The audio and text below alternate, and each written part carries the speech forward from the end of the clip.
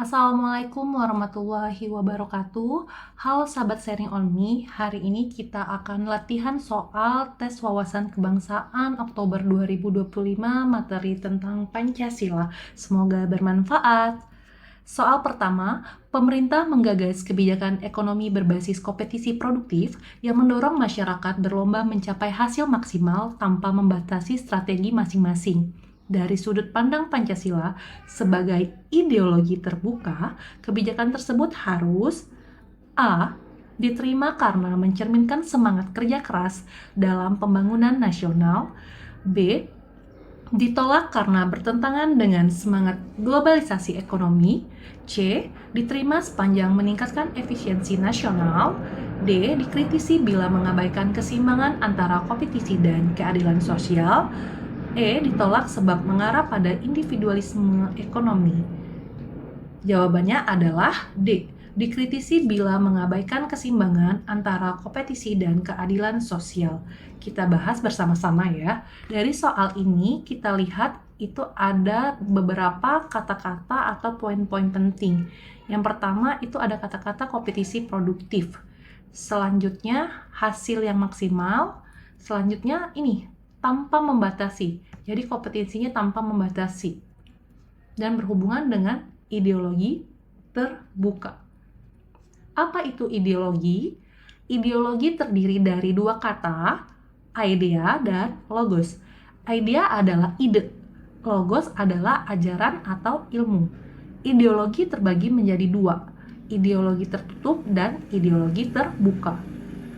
Ideologi tertutup itu lahir dari pemikiran seseorang atau sekelompok orang saja. Sedangkan ideologi terbuka itu digali dari nilai-nilai masyarakat. Jadi nilai-nilai apa yang berlaku di masyarakat itu yang diambil sebagai acuan untuk paham ideologi terbuka. Kemudian ideologi tertutup dapat dibenarkan atau dipaksakan. Gitu. Kalau ideologi terbuka selalu diterima oleh masyarakat, nggak boleh dipaksakan. Kemudian ideologi tertutup itu detail dan operasional berbentuk komando. Jadi dari atasan, perintah dari atasan. Sedangkan ideologi terbuka itu tidak langsung operasional, tetapi harus dijabarkan terlebih dahulu. Harus dijelaskan dulu ke masyarakat, diterima masyarakat baru bisa operasional. Kemudian ideologi tertutup itu totaliter atau radikal, sedangkan ideologi terbuka itu bersifat reformis atau moderat. Ideologi tertutup itu kaku, sedangkan ideologi terbuka fleksibel. Ini poin pentingnya. Ideologi terbuka itu fleksibel. Jadi Pancasila itu fleksibel. Harus bisa menyesuaikan dengan perkembangan zaman, tapi tidak boleh mengenyampingkan atau meninggalkan nilai dasar Pancasila.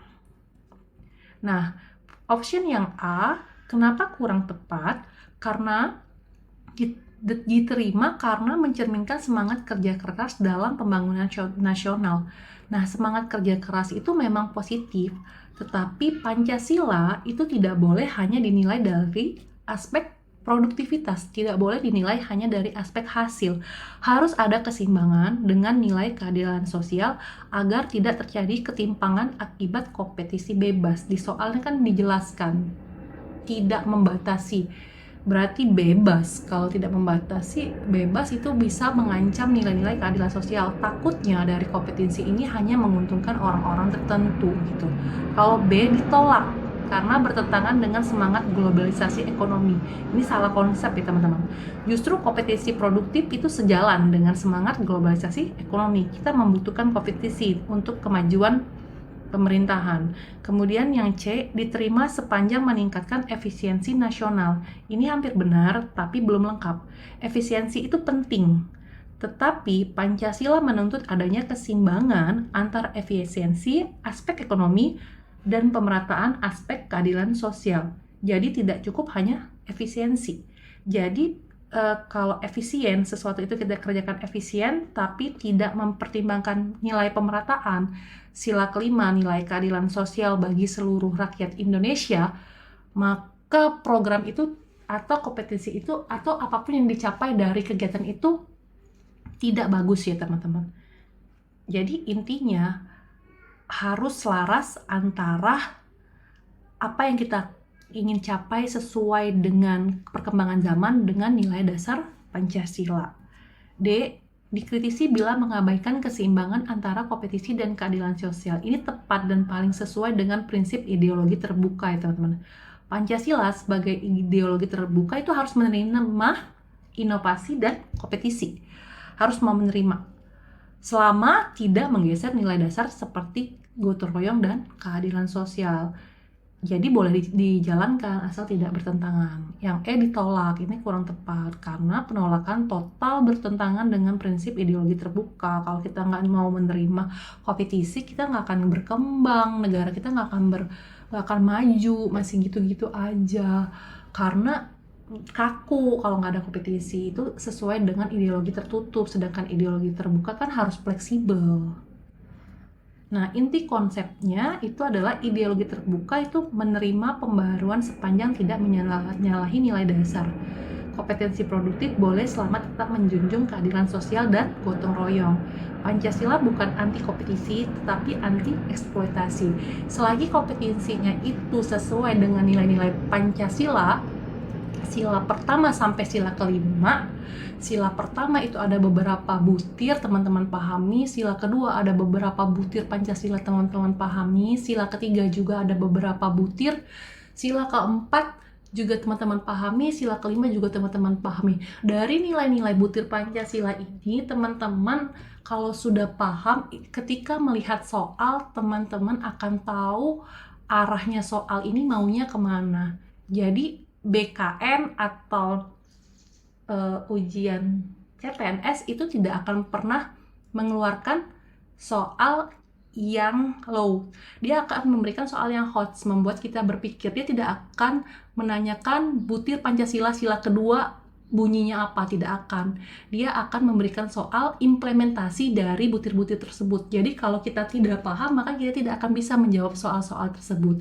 Nah, biasanya soal-soal tersebut jawabannya dari option A sampai option E itu beda-beda, tipis-tipis banget perbedaannya.